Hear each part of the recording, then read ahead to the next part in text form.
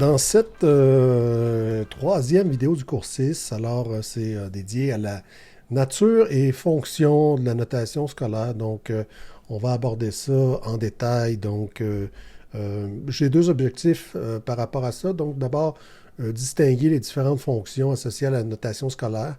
Et deuxième objectif, c'est identifier les composants de la note. Donc, la note elle peut être composée de différentes dimensions. Donc, on va regarder ça en détail dans cette petite vidéo.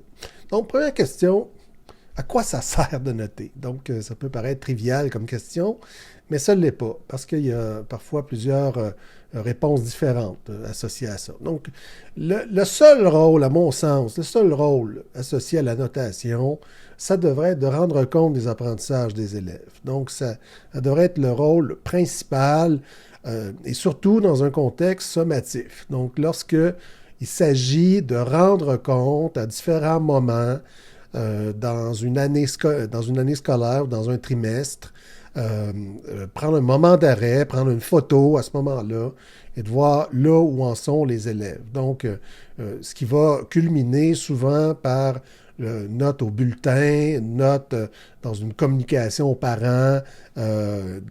C'est surtout dans ce contexte-là, en fait, qu'on va noter. Dans les faits, ben, la notation sert à différentes choses. Donc, il y a différentes fonctions associées à cette note-là, ce processus de notation-là. Donc, le premier, c'est évidemment gestion disciplinaire. Donc, j'en parle souvent parce que c'est important. Donc, souvent, la note, en fait, est l'objet de transactions entre les enseignants et les élèves. Donc, faites ceci, et si vous le faites, eh bien, je vais vous donner une récompense. Donc, la note va devenir la récompense. Donc, on est un peu dans une transaction financière avec les élèves. Et c'est un contexte où c'est difficile de travailler avec les élèves en fonction des apprentissages. Parce que, évidemment, aussitôt que vous enlevez la récompense, bien, le comportement disparaît. Donc, les élèves se mettent à moins bien travailler ou à pas travailler du tout. Donc, la tentation est souvent forte d'utiliser la note pour faire avancer les élèves, pour arriver à nos fins en tant qu'enseignants, arriver à faire travailler les élèves. Alors, une autre fonction de la notation scolaire, ben, c'est la sélection. Donc, sélection des élèves pour des programmes particuliers, des voies scolaires privilégiées, donc évidemment les admissions dans les collèges et les universités. Donc, souvent, il y a des programmes qui sont contingentés, les places sont limitées, et donc, on se sert ce qu'on appelle les notes moyennes pondérées, donc pour sélectionner les candidats qui seraient les plus susceptibles de bien réussir différents programmes de formation. Donc, ça peut aussi servir à ça, pas que, mais aussi servir à ça. Maintenant, regardons un peu la composition de la note. Donc, qu'est-ce que les résultats de recherche disent par rapport à la composition de la note? Bien, on remarque qu'il y a 4 grandes dimensions. Donc, on a parlé tantôt des apprentissages. Donc, c'est ce que je vous ai dit. Moi, je pense que la note devrait refléter surtout les apprentissages des élèves. Mais il y a aussi des facteurs contextuels. Donc, facteurs contextuels, on va les voir tantôt, mais c'est l'effort, la participation, les devoirs, ce genre de choses-là. Il y a des facteurs normatifs aussi. Donc, la note, moi, j'y crois pas dans une approche 100% critériée. Donc, je pense que on est souvent dans des approches qui sont hybrides entre le normatif et le critérié. Donc, c'est ce que révèlent aussi plusieurs études. Et un dernier volet qui est peut-être un peu moins important, mais quand même, le crédit supplémentaire, les points boni, toutes les activités notées qui servent à compenser, donc l'aspect compensatoire. Donc, c'est ma représentation à moi. Donc, j'ai mis 4 cercles concentriques. J'ai fait exprès de les présenter de cette façon-là, parce que je pense que c'est davantage de cette façon-ci qu'on devrait les présenter, donc avec une prépondérance, une importance relative beaucoup plus importante associée à l'apprentissage, parce que la note, à mon sens, c'est davantage ça qu'elle devrait traduire que tout le reste. Alors, on en parlait tantôt, facteur contextuel, donc de nombreux travaux qui répertorient en fait ces éléments contextuels-là. Donc, l'effort, la participation, l'attention, les méthodes de travail, le respect des consignes, les devoirs. Donc, des aspects contextuels, parce que c'est pas des apprentissages, c'est rarement les apprentissages principaux ciblés par ces éléments-là. Donc, c'est souvent des aspects plutôt périphériques ou complémentaires. Mais dans le système scolaire canadien, on essaie de faire la différence, hein, donc d'avoir un volet dans le bulletin qui est associé à la note scolaire et un volet dans le bulletin qui est associé aux commentaires, où on peut évidemment étayer ces aspects-là. Ces aspects qui sont certes importants, donc les élèves qui manquent un peu de motivation, qui ne travaillent pas de façon adéquate, évidemment qu'il faut le mentionner. Participation, c'est la même chose, l'attention, etc.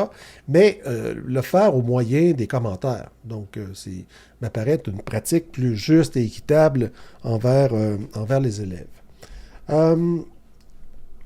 On pourrait se poser la question, parce que la plupart des études qui ont été mentionnées dans la diapositive précédente ont été menées aux États-Unis, donc dans un contexte où l'évaluation est culturellement ancrée.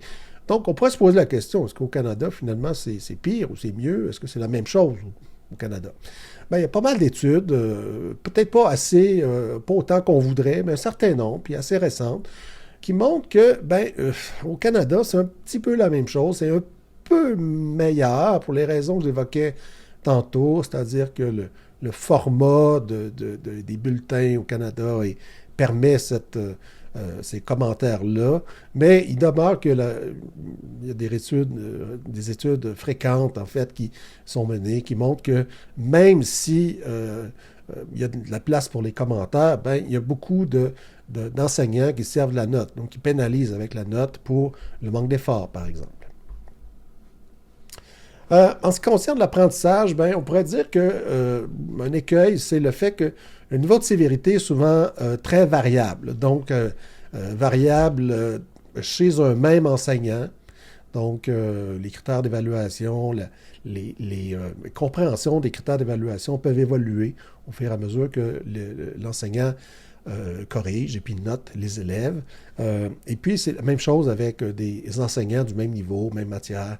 Donc, on note régulièrement que le niveau de sévérité peut être très aléatoire, très différent, en fait, d'un enseignant à l'autre. Alors maintenant, si on regarde les facteurs contextuels, normatifs, dis-je, qui peuvent entrer dans la composition de la note, qui peuvent expliquer la composition de la note, on parlait tantôt de la comparaison entre les élèves, donc les aspects plus normatifs. À titre d'exemple, ce qui est présenté ici, donc, disons, en Ontario, on fonctionne avec une échelle de niveau de rendement en 4 niveaux, donc avec une norme provinciale au niveau 3. Et donc ici, en fait, on aurait, disons, une distribution attendue. Donc 10% des élèves qui seraient au niveau 1, 20% au niveau 2, 60% au niveau 3, puis 10% au niveau 4. Donc, ça fait partie des pratiques. C'est des enseignants qui, pour eux, c'est plutôt normal d'avoir ces distributions-là. Donc, ils supposent que la distribution des notes va suivre une certaine allure. Donc, c'est un peu l'idée. Gosquet parlait il y a quelques années de la pression mise sur les épaules des enseignants et par les parents, par les directions d'école, par le système éducatif, pour l'atteinte d'un certain niveau de rendement. Donc les notes sont parfois manipulées, sont parfois revues à la hausse parce que donc les enseignants subissent des pressions de toutes parts pour obtenir un certain niveau de rendement. Donc, fait que ça, il faut être vigilant par rapport à ça parce que c'est une question de justice et d'équité, mais c'est une question aussi de s'assurer Parce que c'est un phénomène bien connu, on va en parler, c'est la question de l'inflation dans les scores. Quand il y a de l'inflation dans les scores, c'est pas nécessairement que les élèves sont meilleurs. Les notes ne reflètent pas le rendement réel des élèves. Et ça, une illustration très pratique de ça, c'est des enseignants qui accueillent leurs élèves au mois de septembre et puis ils font une évaluation diagnostique et puis ils constatent en fait le gouffre dans lequel certains élèves sont. Ils partent de loin, donc certains enseignants vont même se demander comment se fait-il qu'ils aient passé, ils aient réussi, où il n'y a pas de PEI, il n'y a pas un plan d'intervention ciblé, en fait, pour ces élèves-là.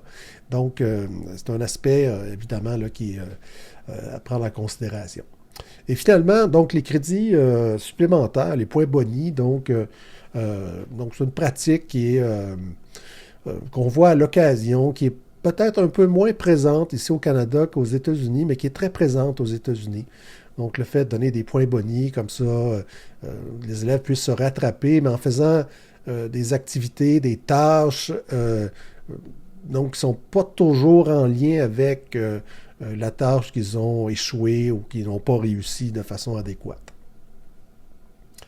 Un autre aspect aussi qui est assez important à mon sens, c'est la question de la reproduction sociale. Donc, il y a beaucoup de travaux en sociologie de l'évaluation donc, qui ont montré que les enseignants ont tendance à répéter, à refaire, reproduire les processus de notation qu'ils ont eux-mêmes vécu en tant qu'élèves. Donc, c'est une pratique assez couramment constatée. Donc, les gens s'appuient sur ce qu'ils connaissent, sur ce qui leur semble avoir du sens. Et puisque ça les a bien servi, donc puisqu'ils sont enseignants, ils se disent c'est la bonne façon de faire les choses. Alors que, donc, au niveau des connaissances en notation scolaire, ça a beaucoup évolué. Dans les 30 dernières années, on sait beaucoup plus de choses qu'il y a 30 ans, 30 ou 40 ans. Malgré tout, donc, les connaissances sur la notation, elles demeurent généralement lacunaires. Donc, quand on interroge les enseignants sur leurs connaissances, leurs compétences en notation, on constate qu'il y a souvent beaucoup de lacunes à ce sujet-là. Courte vidéo dans ce cas-ci. Donc, si on récapitule, distinguer les différentes fonctions d'évaluation. Donc, à mon sens, la seule fonction, ça devrait être celle de rendre compte, donc, à certains moments dans l'année ou dans le trimestre, à des fins plutôt administratives, en fait, la notation, le niveau des élèves au niveau des apprentissages. Et ce qu'il faut savoir aussi, donc, la note est composée de différentes dimensions. Donc, le savoir, et l'idée, c'est d'essayer de tendre le plus possible vers la deuxième diapositive. Vous vous souvenez avec les cercles concentriques, le diagramme de Venn, donc tendre davantage vers la deuxième plutôt que la première diapositive.